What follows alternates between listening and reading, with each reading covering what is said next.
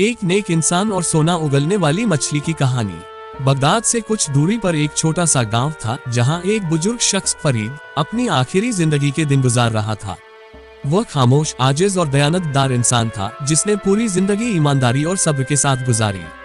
उसके 5 बेटे थे और सभी अपनी अपनी जिंदगी में सफल थे। बड़ा बेटा सलीम एक जमींदार था, दूसरा बेटा राशिद एक कामयाब ताजिर, तीसरा बेटा जुबैर एक सरकारी मुलाजिम, चौथा बेटा नासिर एक आलिम दीन और सबसे छोटा बेटा यासिर एक गरीब मछुआरा था।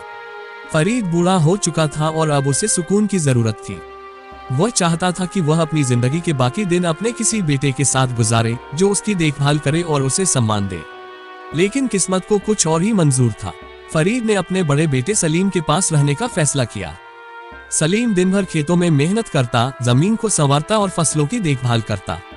शुरुआत में उसने अपने बाप की खिदमत दिल से की, लेकिन जैसे जैसे समय बीतता गया वह थकने लगा। एक दिन जब वह खेतों से लौटा तो थका हुआ था। उसने देखा कि फरीद चुपचाप बैठा उसका इंतजार कर रहा था। सलीम को मन में बोझ सा महसूस होने लगा।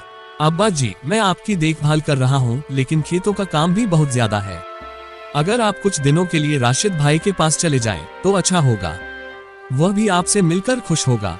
फरीद ने बेटे की आंखों में झांका, जहां मोहब्बत की जगह अजीब सी बेरुखी थी।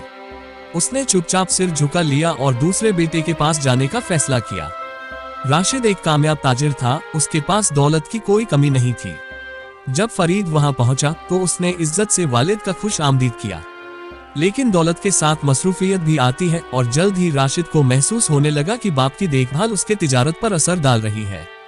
कुछ दिन बाद राशिद ने नरमी से कहा, अब्बा जी, मैं चाहता हूं कि आप कुछ दिन जुबैर भाई के पास चले जाएं। वह भी आपकी खिदमत का मौका पाए। फरीद ने फिर खामोशी इख्तियार की और जुबैर के पास चला गया। जुबैर एक सरकारी मुलाजिम था और उसके घर में हर चीज नज़्मो ज़ब्त से चलती थी। उसने बाप का स्वागत किया, लेकिन कुछ दिन बाद उसे लगने लगा कि बाप की मौजूदगी उसके रोजमर्रा मामूलात में मुदाखिलत कर रही है। कुछ दिनों बाद जुबैर ने भी वही कहा जो उसके दूसरे भाइयों ने कहा था। अब्बा जी, मैं चाहता हूं कि आप कुछ दिन नासिर भाई के पास चले जाएं। वे आपको दीनी तौर पर भी अच्छा वक्त देंगे। अब फरीद को समझ आने लगा था कि उसके बेटों के पास उसके लिए कोई जगह नहीं थी। नासिर एक आलिम दीन था जो लोगों को धर्म की शिक्षा देता था। उसके घर में सुकून था, लेकिन वह भी बहुत मसरूफ रहता था। जब फरीद वहां पहुंचा तो नासिर ने बहुत सम्मान से उनका स्वागत किया, मगर कुछ दिन बाद वह भी मुश्किल महसूस करने लगा। आखिरकार नासिर ने भी कहा, अब्बा जी, आप यासिर के पास चले जाएं, वह आपकी देखभाल बेहतर कर सकेगा। ये सुनकर फरीद का दिल टूट गया। उसके अपने ही बेटे, जिन्हें उसने प्यार से पाला, आज उसे बोझ समझ रहे थे। अब फरीद के पास आखिरी उम्मीद उसका सबसे छोटा बेटा यासिर था, जो एक गरीब मछुआरा था। जब फरीद उसके पास पहुंचा तो यासिर ने खुशी से उन्हें गले लगा लिया और कहा, अब्बा जी, मेरे पास दौलत नहीं, लेकिन जो भी है वह आपका है। मैं चाहता हूं कि आप मेरे पास ही रहें। फरीद का दिल भर आया। वह यासिर के साथ रहने लगा। यासिर दिन भर नदी में मछलियां पकड़ता और जो कुछ भी मिलता वह पिता के साथ बांट कर खाता। एक दिन जब यासिर नदी में जाल डाल रहा था तो अचानक उसके जाल में एक बहुत खास और अनोखी मछली फंसी। वह सुनहरे रंग की थी और बेहद खूबसूरत दिख रही थी। यासिर उसे लेकर बाजार गया और एक अमीर व्यापारी ने उसे बहुत ऊंची कीमत पर खरीद लिया। ये सिलसिला कई दिनों तक चलता रहा। हर बार जब यासिर जाल डालता उसे नायाब मछलियां मिलती और वह बहुत अमीर बन गया। जल्द ही यासिर इतना अमीर हो गया कि उसने एक बड़ा घर बना लिया, नए कपड़े ले आया और अपना कारोबार बढ़ा लिया।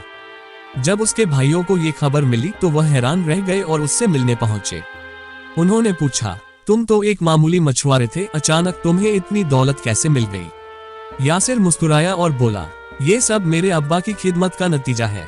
मैंने उन्हें अपने दिल से अपनाया और अल्लाह ने मुझे ऐसी जगह से रिज़्क दिया जहां से मैंने कभी सोचा भी नहीं था। ये सुनकर सलीम, राशिद, जुबैर और नासिर शर्मिंदा हो गए। उन्हें एहसास हुआ कि उन्होंने अपने पिता को बोझ समझा, जबकि यासिर ने उन्हें रहमत समझा और अल्लाह ने उसे बेइंतहा दौलत से नवाज दिया। इस कहानी से हमें ये सबक मिलता है कि माता पिता की सेवा और उनकी दुआएं इंसान की तकदीर बदल सकती हैं। अल्लाह उन लोगों को नवाजता है जो अपने माँ बाप की इज्जत करते हैं और उनकी सेवा को अपना फर्ज समझते हैं। जो लोग अपने माता पिता को बोझ समझते हैं वह दुनिया में नुकसान उठाते हैं, और जो उन्हें रहमत मानते हैं अल्लाह उन्हें ऐसे रास्तों से रिज़्क देता है जिसकी वे कल्पना भी नहीं कर सकते।